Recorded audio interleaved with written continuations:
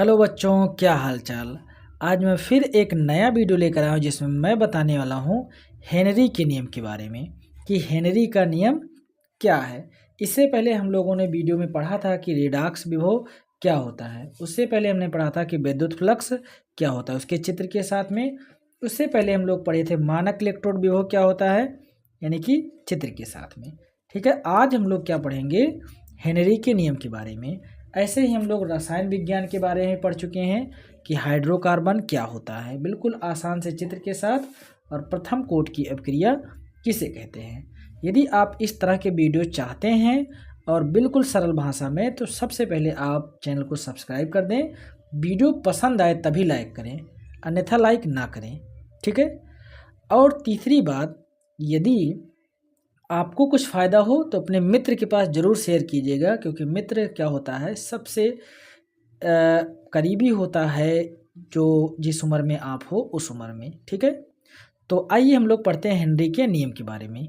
Henry ने gas की विलयता के लिए एक नियम दिया जिसे हेनरी का नियम कहते हैं।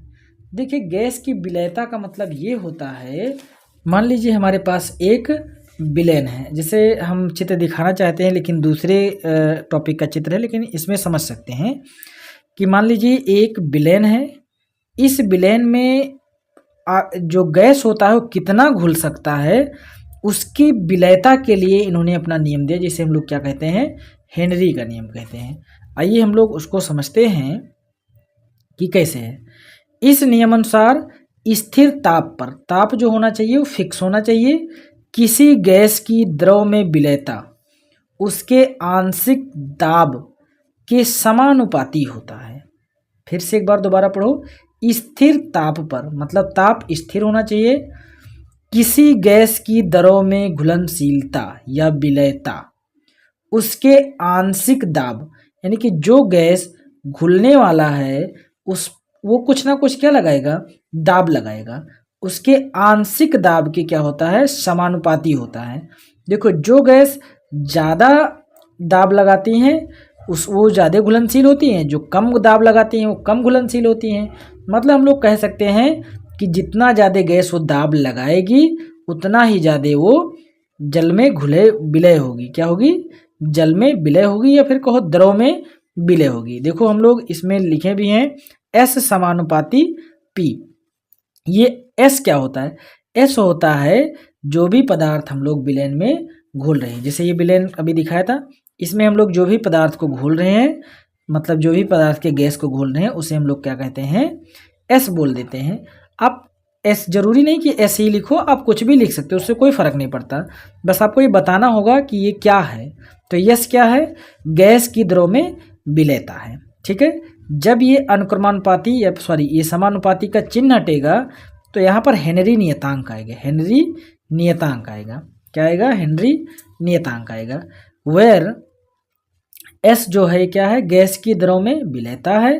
पी जो है आंशिक दाब है, यानी कि जो गैस है उसके द्वारा लगाया गया आंशिक दाब है। और के एच क्या है, हेनरी नियतांक है। फिर से एक बार इसको तुरंत समझो कि हेनरी का जो नियम है वो नियम विलयन के अंदर या बोलो द्रव के अंदर गैसों की घुलनशीलता के लिए दिया गया है। ठीक है, स्थिर ताप पर गैस की द्रव में विलयता आंशिक दाब के समानुपाती होता है। इसे लिखते हैं हम लोग S समानुपाती P, और जब समानुपाती का चिन्ह हटता है तो K इंटू पी एच, के एच इंटू पी आएगा। ठीक है, यहाँ पर S क्या होता है, गैस की द्रव में विलयता, P आंशिक दाब और के एच हेनरी नियतांक। अब एक बात और भी है कि हेनरी के नियम की कुछ सीमाएं हैं। ये भी जब भी हम लोग हेनरी का नियम लिख के आएंगे बोर्ड एग्जाम में, तो उसके साथ साथ ही हम लोग सीमाएं जरूर लिखें, क्योंकि नंबर जो होता है हमारा कटने के चांसेस कम हो जाएगा। तो हेनरी के नियम की सीमाएं, अधिकांश गैसें हेनरी के नियम का पालन करती हैं। मतलब ज़्यादातर जो वायुमंडल में गैसें उपस्थित हैं वो हेनरी के नियम का पालन करती हैं, यदि कुछ कंडीशन दिया हो कि यदि दाब बहुत अधिक ना हो, यानी कि विलयन का जो दाब है या द्रव का जो दाब है बहुत अधिक नहीं होगा तो नियम का पालन करेंगे।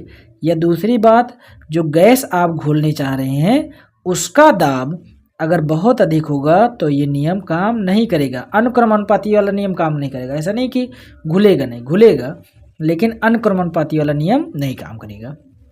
दूसरा क्या है, ताप बहुत कम ना हो, यानी कि हमको ये देखना है कि जो द्रव है उसका ताप जो होना चाहिए बहुत कम ना हो। ऐसा ना हो कि वो बहुत ज़्यादा टेम्परेचर डाउन हो, क्योंकि अगर ऐसा होगा तब भी ये नियम काम नहीं करेगा। तीसरी पॉइंट, गैस विलायक में अधिक विलय ना हो, यानी कि जो भी हम लोग विलायक ले रहे हैं या जो भी हम लोग द्रव ले रहे हैं उसमें पहले से ऑलरेडी बहुत सारी गैसें ना घुली हों। यदि बहुत सारी गैसें घुली होंगी तो फिर हमारा ये काम नहीं करेगा। ठीक है, यदि आप लोगों को वीडियो पसंद आ गया हो तो वीडियो को लाइक कर दीजिए, और यदि आप ये वाला वीडियो देखना चाहते हैं कि भौतिक विज्ञान 2025 में किस तरह का क्वेश्चन आया था, इसका सॉल्व देखना चाहते हैं, तो इसके लिए आप चैनल को सब्सक्राइब करें, वीडियो को लाइक कर दीजिए।